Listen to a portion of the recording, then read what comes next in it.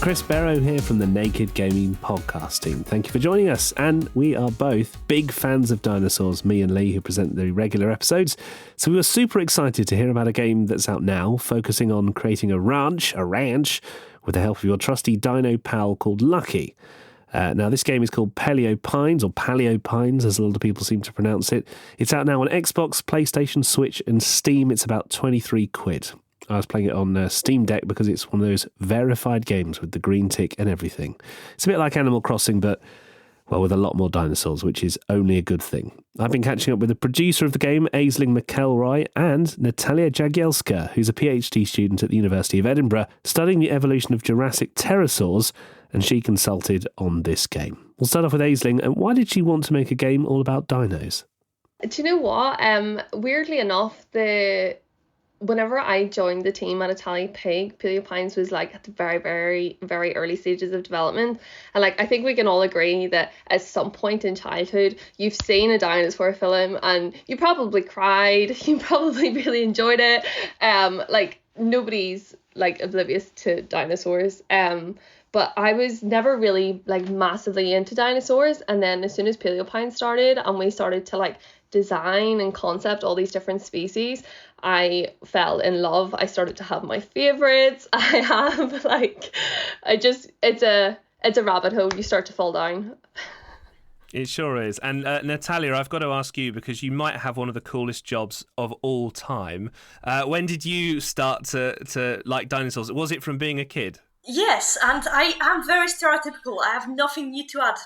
I watched Jurassic Park 3, the bad one, with my dad on like TV, and I grew obsessed with the raptors because like they killed people with the sickle claws. They had this weird feathery things on top of their heads. They barked, and I was obsessed with the raptors. And that's from that point on I was interested in dinosaurs, especially Velociraptor type.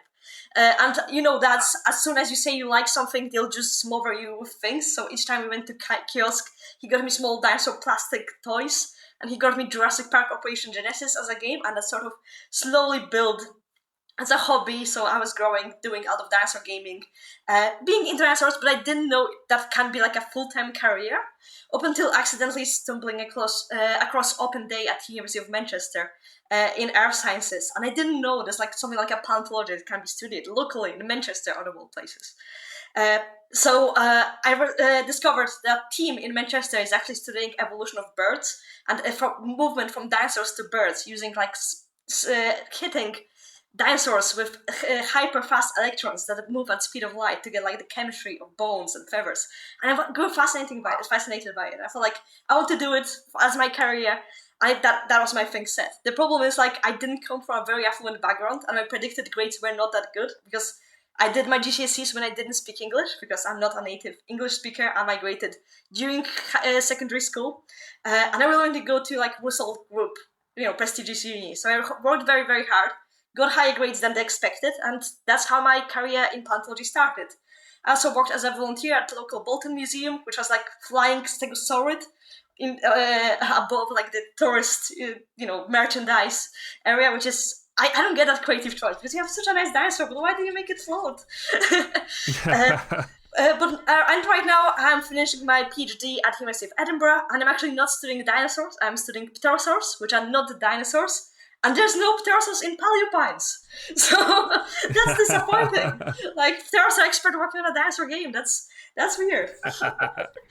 That could be an expansion maybe for the future. There's always space with video games and things DLC. like that. There's always an option. DLC, exactly. We said it. I love the fact that, so what happened to you as a kid is what my wife is currently trying to do to our 7-month-old, which is if she assumes that if she just buys him enough dinosaur stuff, that he kind of has no choice but to love them. So he's got like dinosaur outfits, and we just bought him a dinosaur toy and all this. So I love the fact that there's some parallels there, which is really cool. I've got to ask you about the dinosaurs in the game in a sec, but Aisling, I wanted to just come back to you and talk about the challenges of making a game like this, because I was playing it for quite a long time, actually, last night.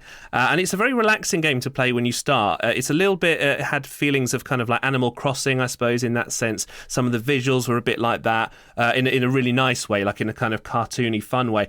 Are you aiming this game for sort of younger people who are interested in dinosaurs, or is it also for kind of the adult audience that really like just sort of hanging out in a world like Animal Crossing? Because I guess you've got two options with the game there.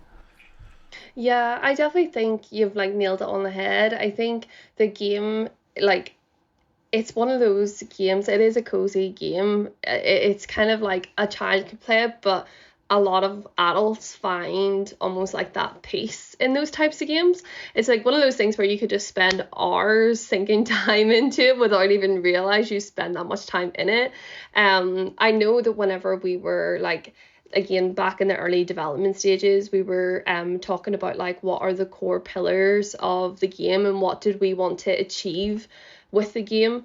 And those pillars were like discovery, obviously dinosaurs, that harmony, settler type thing, creating like a fantasy that establishes like an emotional connection with the player, I suppose. Nina, our director, always really spoke, like constantly brought up this idea of like childhood summers and trying to bring in that nostalgia to the game, that you could spend like your whole day outside, really like in this naive safety as a child, just exploring your surroundings and being in nature until your mummy like shouts for you to come home, I suppose. But it was something that everyone on the development team especially could contribute to. It was something that we all, like, even though we all come from all different walks of life, that we could all I guess bounce ideas and like give our experiences to create that sort of, I guess, nostalgia feeling and that idea of not having anything to worry about, back to basics, just peace. I like that feel of it, because dinosaurs can actually be very scary, and I know we've already mentioned Jurassic Park 3, which I actually think is one of the scarier films, to be honest. There's a lot of, ripping and shredding and stuff. So it's cool in a way that you've sort of taken the cozier side of dinosaurs and put that into the game. I never felt at any point I was going to be eaten, for example. Whereas like that's good. But that's an interesting choice, though, isn't it? Because dinosaurs do have that kind of, yes, you've got you start off with a herbivore, and I found myself actually genuinely learning. Like I've written this down. Pachycephalosaurus is the sort of early dinosaur that you get, and I said to my wife, "Have you heard of this one?" And she went, "Yeah, come on, everyone knows about that one." And I was like, "Oh, okay, great." I obviously don't know, but was it a choice to kind of choose softer dinosaurs? Is that the right word? I guess yes and no. So when it comes to like the actual design of the dinosaurs, our artist Jordan Bradley at the very beginning always had this idea of the dinosaurs would be chunky, they would be soft, they would be round and cute. It was always going to be cutesy. But whenever we started to look at those more, I guess, like the carnivores, we were like, okay, we don't want to exclude like a huge population of dinosaurs, and how do we I guess bring that into the game but keeping it that cutesy style. So throughout the whole game, not only with dinosaurs but like with plants and trees and everything else, anything that's sharp, we didn't want to have any sort of pointy edge. And I remember being in meetings discussing whether the carnivores should have teeth. And what would those teeth look like? Should they be just like small chunky squares? Should they just not have teeth? Should they just not open their mouth? But they needed to stand out. They needed to be true to like their species. So in the game, we ended up deciding that the jawline of the carnivores, you can see that there is little almost points. But even then, those points, we rounded them off as much as we could, but keeping that silhouette, but just trying to bring like a softer approach to that design, I suppose. It was quite it's really interesting to like kind of go through that process to try and make something that is threatening non-threatening. Yeah, but yet keep it true enough that it's not going to sort of, you're not going to look at a T-Rex and think, hang on a second, that just looks weird, because you've got such an image of that in your mind. I've got to ask Natalia, when you obviously were asked about sort of consulting on a video game, it must have been very cool, but then you must have had to tackle some of these challenges and also to put in the kind of the scientific factual information. You've got to kind of combine that with the gameplay. You've got to keep it fun, obviously, because there's this whole kind of, it can get very technical, as I'm sure you're well aware. It can get really, really complex with all the names of dinosaurs. What were you asked to do in terms of trying to strike that balance? Like, what were the questions that you were getting on a daily basis? Like, does this dinosaur have this many claws? How many teeth should it? What were you getting asked? I was asked how dinosaur poops would look like. So there's some poop constantly, which is actually a big thing in the game. And I living organisms have to remove the waste from the bodies. What I like about Paleo Pines is it sticks true to the discoveries we know and also has other creative liberties. Like, the biggest aspect of the game is the animals singing and responding to you playing a flute. And of course, dinosaurs in real life, they are not engaged in agriculture and horticulture. Of course, they could be digging and dispersing seeds, but definitely not some kind of Indus Valley civilization levels of agriculture. So there's definitely already, from the get-go, creative liberties. But with the main game mechanics of dinosaurs of singing, I did entire lecture of discussing how to integrate things we know about animal vocalization and how to put it into a game. And that becomes very, very tricky because something like behavior doesn't really preserve in the fossil record usually. Sometimes we get trace fossils, but something like animal sounds, that just gets very, very tricky. Most of the sounds are made within voice boxes, which are usually cartilaginous, or they are not preserved in a bone, so that means they're not likely to be preserved. So by the time I was doing consulting, I was describing that for other things we know about dinosaurs, they probably were not very chirpy, and they definitely couldn't sing and follow you with a flute. We can still know a lot about dinosaur, wave frequencies they could pick up, or over the hearing capabilities. Like, we know T-Rex had very acute eyes to very quiet sounds, because its ears, or the ear cavities, were asymmetrical in its skull. It's something that's also happening in owls. Owls have very asymmetrical ears. One is much higher than the other, and that allows it to pick up very, very fine noises. So each time it's flying in a habitat, it could sense small shrews and mouse moving in the foliage and easily hunt. So it's something like the owls did, you can also spot in T-Rex, and at points it had to have good hearing for very low frequency sounds. With a lot of things, like the main character we start the game with, he has this big crest. With a lot of people speculate it might be used as a big trombone-like element, so reverberating sounds, creating this booming thing, which are projected using CT scanning. We can also know other things about its inner ears. Each time we put a skull of the animal into the CT scan, all the brain cavities and ear cavities can be excavated, so you can map out the inner and middle ears and tell something of the frequencies the animals can pick up. So we knew quite a lot about dinosaurs, but not about the voicing of them. But this March, actually, when the game was close to being released, this year, a Japanese team found a voice box within ankylosaurids. Yes, I remember. Yes, I remember that. So ankylosaurids are those weird dinosaurs. They have this big arm on top of them. They have clubs on the tails. They're like tanks that are moving on 4 legs. So you see this kind of big animal. I think, it has to make some kind of grumbly, deep sounds. And it turns out the larynx was kind of very flexible, and it maybe could even facilitate chirping, like high-pitched sounds.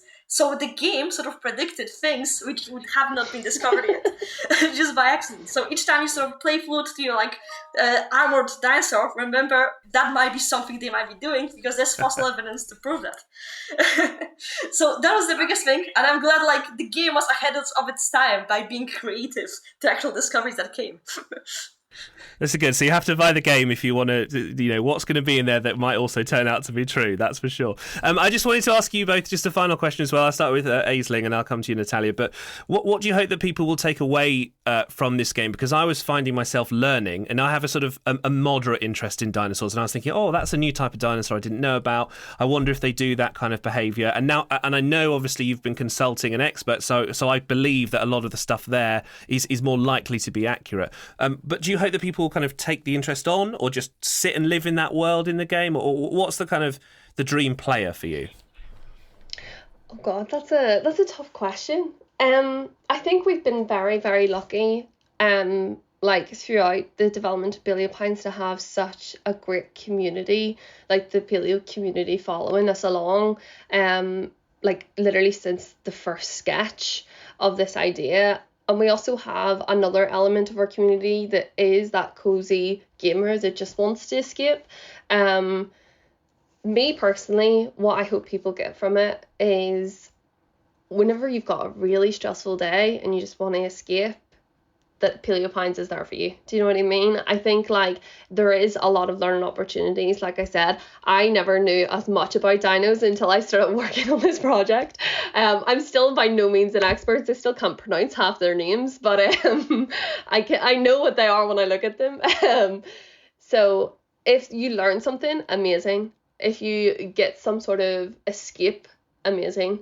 I think like I can say from all of the development team that we're really proud of what we've achieved, and I really hope that we can just keep creating content for it as well and just build upon that. And like every time, like obviously within paleontology there's more and more discoveries, and like even in our game I'm pretty sure there's parts of our dinosaurs that like are not scientifically correct anymore because of new discoveries that have happened while in development.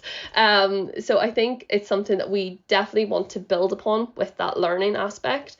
But yeah, I don't know if that answers your question. I feel like I went on a... No, I just wondered if, Natalia, you wished you'd had this game as a kid, but then again, you probably would have been bought it by your parents anyway. If they got you all the toys, they would have said, here you go, you're playing that as well. But it's kind of the same question to you, like what do you hope people take away? Because the accuracy, I guess, is quite a cool thing, which you don't always get with games that are, you know, based around certain topics, for example. Yes, I mean, video games are great access points to a lot of sciences, to be honest. Unlike museums or education, they're not as class stratified, so anybody can access them. And like, I entered my fascination with paleontology from Jurassic Park 3 and then Jurassic Park games. Slightly less nice and sort of calming as Paleopines, with a lot of ripping of visitors apart. Very different vibe of park building.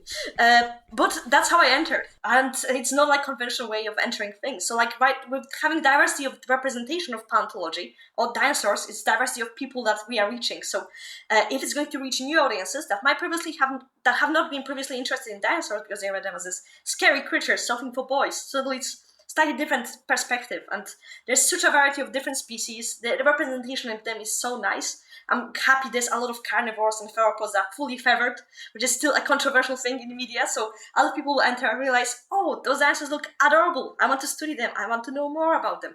And the more entry points we have, the better it is, because that we attract more people from different walks of life and different demographics, which is something very important for all sciences. And I can also add, because some people get angry because there's like rainbow-colored dinosaurs. It's science. There's some dinosaurs like Microraptor that actually was rainbowy. Maybe not rainbowy, but iridescent. We have like a melanin that's sort of stacked on top of each other. So we know those very small dinosaurs had very, very shiny, colorful wings and feathers. So when people start getting angry, like, that's not scientific, and start reading and think, okay, I didn't know there's actually fact, and we have actual science and SEM microscopy and chemical traces that prove things we are seeing in this game. Well, that's all she wrote. Thanks to Aisling McElroy and Natalia Jagielska. Do stay subscribed to the pod. You won't miss a single episode. But for now, thanks for tuning in.